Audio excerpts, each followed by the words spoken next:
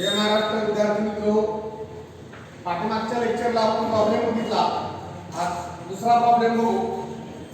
A metallic ring of mass 1 kg, ring mass 1 kg has a moment of inertia 1 kilogram per square. When rotating about one of its diameter, it is molten and remolded. ते mould केलं आणि काय झालंय का इथं रिंगचं conversion disk मध्ये केलंय moulding करून आणि रिमोल्ड करून into thin uniform disc of same radius. म्हणजे या रिंगची जी रेडियस आहे तीच रेडियस रिंग पासून डिस्क तयार केल्या त्याची आहे. How much will it's MI moment of inertia when rotated about its own axis. आता हे एक्झाम्पल 2 मार्काचं आहे. आता इथं विचार करायचा आहे, लक्षात घ्या काय केलेलं आहे. तर इथं रिंगचं मास दिलेलं आहे. रिंगचं मास आपण या इक्वल टू 1 kg mi दिलेले आहे. When rotated about one of its diameter. mi axis of rotation is the diameter of ring दिलेले आहे. किती दिलेलं आहे बघा 1 kg meter square. It is molded and remolded into thin uniform disc of same radius. म्हणजे जी radius रिंगची आहे तीच radius डिस्कची आहे. म्हणजे जर r आपण रिंगच्या रेडियस वापरलं तर r डॅश डिस्कच्या रेडियसला वापरलं तर दोन्हीच्या व्हॅल्यू काय आहे सेम आहे. r equal to r dash same radius. How much will its mi? Its means its शब्द कोणासाठी वापरला डिस्क साठी. रिमोल्डेड जी डिस्क केल्या किंवा मोल्टन अँड रिमोल्डेड काय तयार झालं डिस्क आणि त्याच्या डिस्क साठी आपण इट्स शब्द वापरलाय. Moment of inertia when rotated about its own axis. म्हणजे मोमेंट ऑफ इनर्शिया काढायची आहे about its own axis that is passing through centre and perpendicular to its length. IC question mark किंवा ID. इथं हे diameter D for not disc, D for diameter. Moment of inertia about diameter D लिहिलेलं आहे इथं. नाहीतर तिथं खूप गोंधळ होऊ नका. D च्या ऐवजी तुम्ही असं लिहिलेलं तरी चालेल पण ऍक्सिस D देण्यात ठेवा आणि इथं काय लिहा D ID काढायचा. मग आता लक्षात घ्या moment of inertia of ring ते काय म्हणते about its diameter is equal to m square by 2. आपण तुम्ही म्हणणार mi ऑफ रिंग आपण moment of inertia of ring m square घेतले पण ते कसं घेतलंय about an axis of rotation passing through centre perpendicular to its plane. म्हणजे ट्रान्सव्हर्स एक्सिस ऑफ रोटेशन. पण इथं एक्सिस ऑफ रोटेशन डायमीटर आहे रिंगचा ना. काल मी तुम्हाला वेगवेगळ्या व्हॅल्यूज शोधून दाखवल्या होत्या बघा परपेंडिक्युलर एक्सिस थेरम आणि पॅरलल एक्सिस थेरम वरून. मग आता R equal to m square by 2 इथे येणार कुणासाठी रिंगसाठी. कारण का एक्सिस ऑफ रोटेशन डायमीटर आहे. हेच m स्क्वेअर काय असतं जर axis of rotation passing through centre perpendicular to its plane that is transverse axis of rotation असेल तर आलं असतं. आता मला mi काढायचे डिस्कची पण एक्सिस ऑफ रोटेशन काय इट्स ओन एक्सिस म्हणजे passing through centre perpendicular to its plane. मग मला ID काढायचा आहे ना. ID किती येते मला सांगायचं. मग ID मला लक्ष द्यायचं सोल्युशन मध्ये ID चा फॉर्म्युला मला काय देता येईल m स्क्वेअर बाय 2. आता रिंगचं मास 1 kg has mi 1 kilogram meter square. आता रिंगची आपण डिस्क केली मोल्डन अँड रिमोल्ड करून तर ते मास बदलणार आहे का. मास बदलणार नाही. Mass of the ring is a mass of disc आणि radius of the ring is a radius of disc. मग हे हा आयाचा फॉर्म्युला हा ID चा फॉर्म्युला. ID चा फॉर्म्युला आहे m स्क्वेअर बाय 2. आयाचा फॉर्म्युला आहे m स्क्वेअर बाय 2. इकडचं मास सेम रेडियस समजा r equal to r dash square समजा मी r डॅश स्क्वेअर आणि w इक्वल टू काय mr स्क्वेअर बाय 2. मग mr स्क्वेअर बाय 2 ची ir ची किंमत किती आलेली आहे 1 kg. since ir equal to 1 kg meter square, therefore id equal to 1 kg meter square. Since mass and radius are same, and this is the answer for 2 marks only. अर्थ लक्षात घेता आला पाहिजे. इथं m ची किंमत तुम्ही म्हणणार m कुठे दिलंय आम्हाला कुठे केलं नाही, तर हे m स्क्वेअर बाय 2 याची व्हॅल्यूच तुम्हाला 1 kg मीटर स्क्वेअर दिल्या आणि आयडी चा फॉर्म्युला काय आलाय m r स्क्वेअर बाय 2 आणि r डॅश म्हणजे r m r square by 2. m r square by 2 ची किंमत किती दिलेली आहे 1 kg मीटर स्क्वेअर. मग since ir equal to 1 kg metre square ID किती 1 kg metre square. This is the answer for this problem.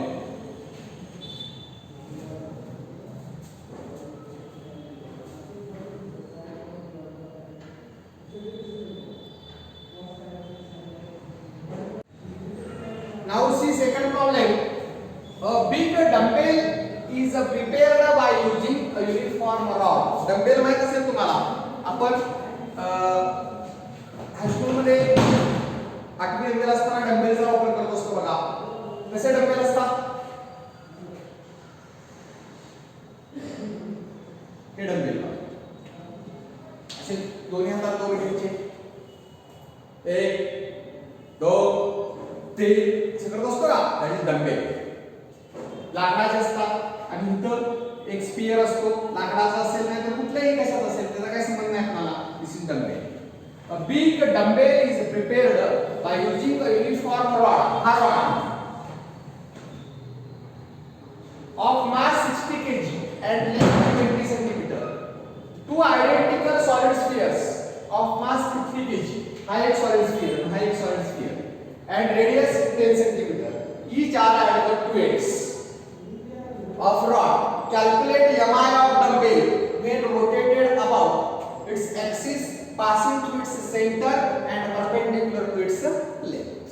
आता बघा या ठिकाणी हे डंबेल आहे, हा डंबेल पूर्ण झाला. हा डंबेल कशापासून बनलाय रॉड आणि हे दोन स्पियर. ह्या स्पियरचं जे मास आणि रेडियस आहे तेच ह्या स्पियरचं मास आणि रेडियस. आता डंबेल चा जो रॉड आहे त्या रॉडची लेंथ किती आहे बघा. By using a uniform rod of mass 60 kg and length 20 cm. म्हणजे ही जी लेंथ आहे ती किती आहे 20 सेंटीमीटर. इथून इथपर्यंत किती आले 20 centimetre.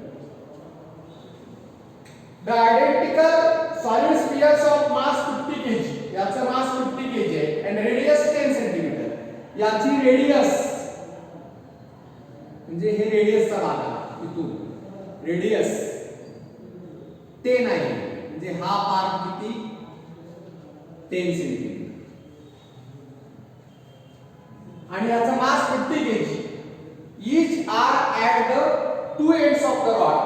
Calculate mi of the dumbbell when rotated about its axis, passing through its center perpendicular to its length. पुस्तकातलं जसं उदाहरण आहे तसं मी लिहिलेलं आहे.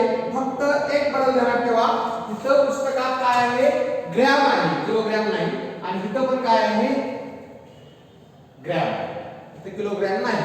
परीक्षेत किलोग्रॅम पण येऊ शकतो, पण आता जे पुस्तकात जसं आहे तसं आपण लिहिलेलं आहे. हे ग्रॅम हे पण ग्रॅम. सगळीकडे बघितलं तर सीजीएस सिस्टीम आहे, उत्तर पण सीजीएस सिस्टीम मध्ये आहे, काय अडचण नाही.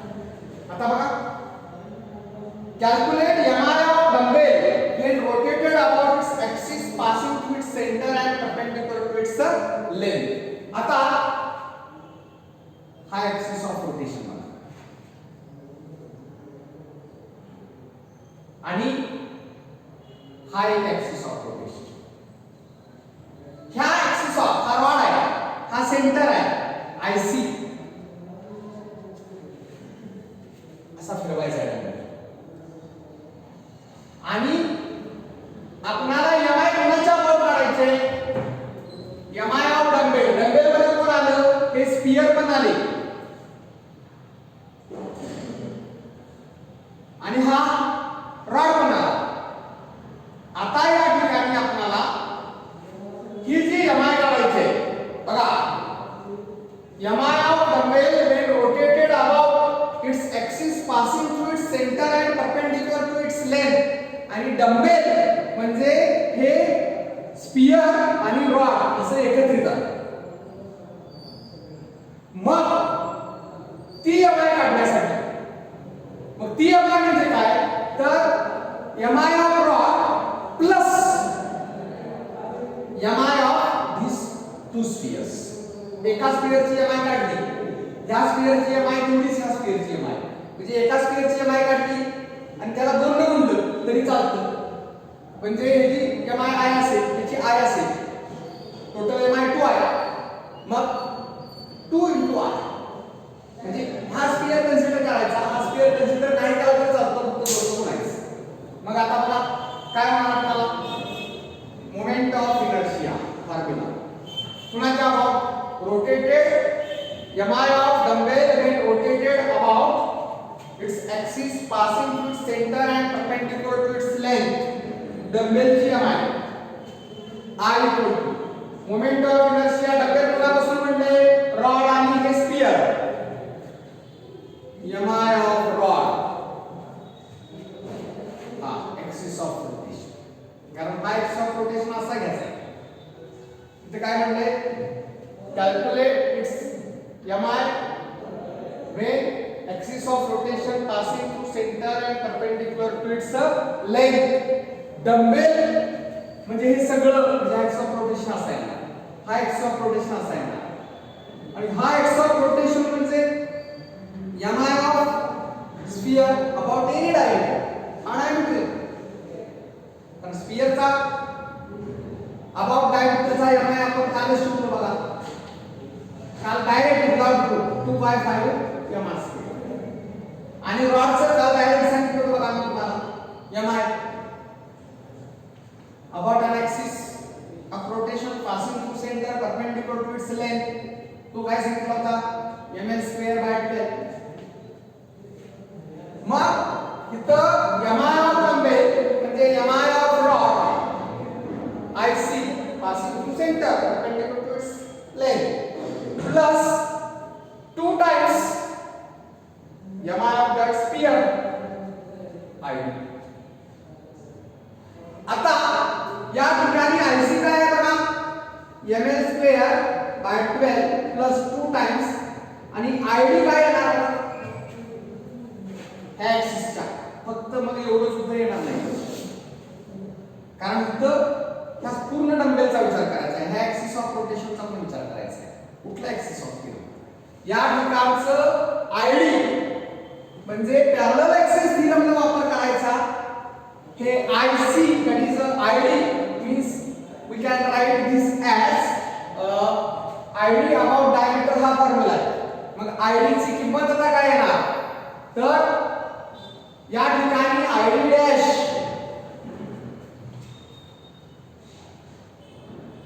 ID हाच फॉर्म्युला तुम्ही सोप्या पद्धतीने लिहिताना असं इथं लिहिलं चालतं ID प्लस या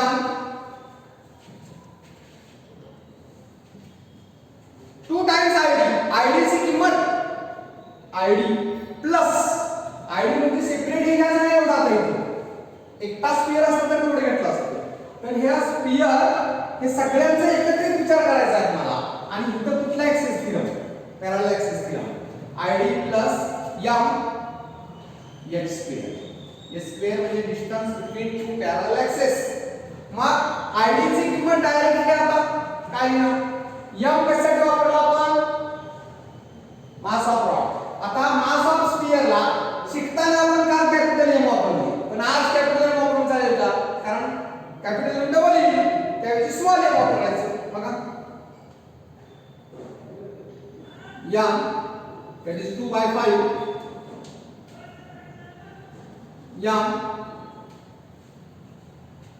r means this radius r square plus m mass हेच मास येते ना h म्हणजे परपेंडिक्युलर डिस्टन्स ते h आहे ना हे सगळं 20 आहे त्यातले निम्म 10 आणि इकडचं 10 ठीक आहे 20 हे सगळं 20 सेंटीमीटर लेंथ आहे आपल्याला ह्या ऍक्सिस ऑफ रोटेशन एक त्याचा विचार करायचा आणि दोन नमुन्याचे तुम्हीच काढल्याप्रमाणे झालं मग हे 10 आणि रेडियस किती आहे 10 म्हणजे हे अंतर किती आहे हे 10 आणि हे 10 20 येणार म्हणजे रेडियस 10 आणि हे 10 कारण हे 20 आहे हे 10 20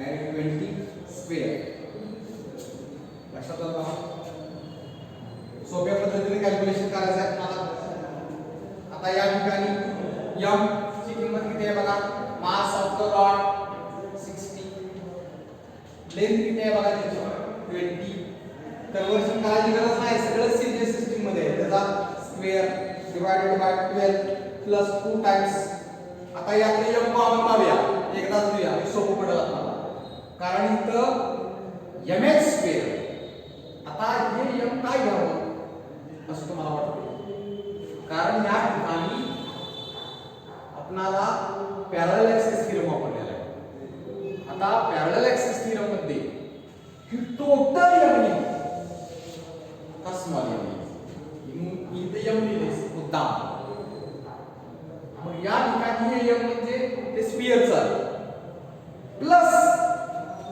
mh स्क्वेअर आता ठिकाणी हे जे m आहे हा रॉड आता आपण ही टोटल m आहे काढतोय कुणाची च्या पूर्ण सिस्टीम या पूर्ण सिस्टीमची mi काढण्यासाठी इथं m लिहिले म्हणजे मास ऑफ द स्फिअर्स आहे आणि हे m इथं काय घ्यावं हा अत्यंत महत्त्वाचा प्रश्न आहे स्मॉल m घ्यावं की कॅपिटल m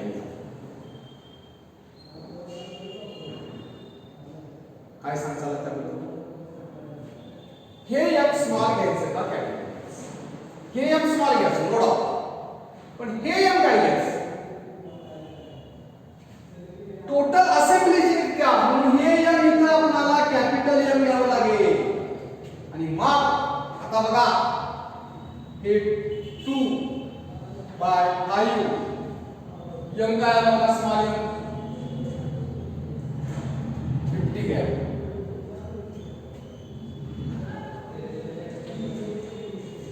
into r या ठिकाणी r ही रेडियस येणार कोणाची two identical solid spheres of mass 50 gram and radius 10 centimeter each इथं 10 plus m mass 60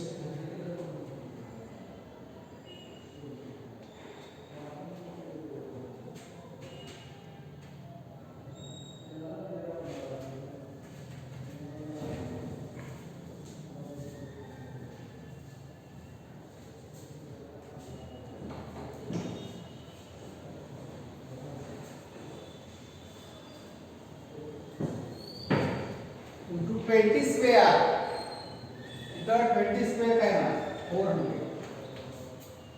आता बघा हे कॅल्क्युलेशन करायचं आहे आपल्याला 12 7 5 400 प्लस 2 टाइम्स 5 10 50 20 आहे 20 आणि हे 100 आहे म्हणजे हे 2 into 10चा तिसरा घात प्लस 60 into 400 काय सांगितलं बघा इकडे स्प्लिट होतो I equal to काही दिसते का बा आम्हाला तिचं तसंच रिटर्न देतोय 5 into 400 25 डबल 2 प्लस 2 टाइम्स हे 10 चा घन आहे आणि हे 6 400 into 60 हे सोपं करा पण त्यात एक 2 घ्या 2 into 10 raised to 3 प्लस आता 10 raised to 3 इथं आणा 1 2 3 7 गुणिले 4 यातलं 1 यातलं 2 3 10 raised to 3 सोपं झालं कॅल्क्युलेशन मला हे 2000 प्लस 2 हे 10 raised to 3 common 2 plus sign 24 आणि मग हे 2000 प्लस 2 into 10 raised to 3 24 आणि 2 26 हे 2000 प्लस 26 गुणी साइन 12 4 5 into 10 raised to 3 काढून टाका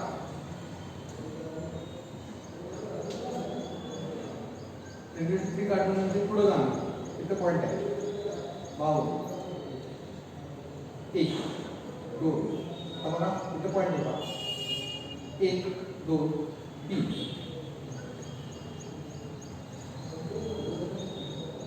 इथला पॉइंट इथं गेला 1 2 3 52,000 आणि 2000 काय आहे आय आणि ही व्हॅल्यू कशात देणार ग्रॅम सेंटीमीटर स्क्वेअर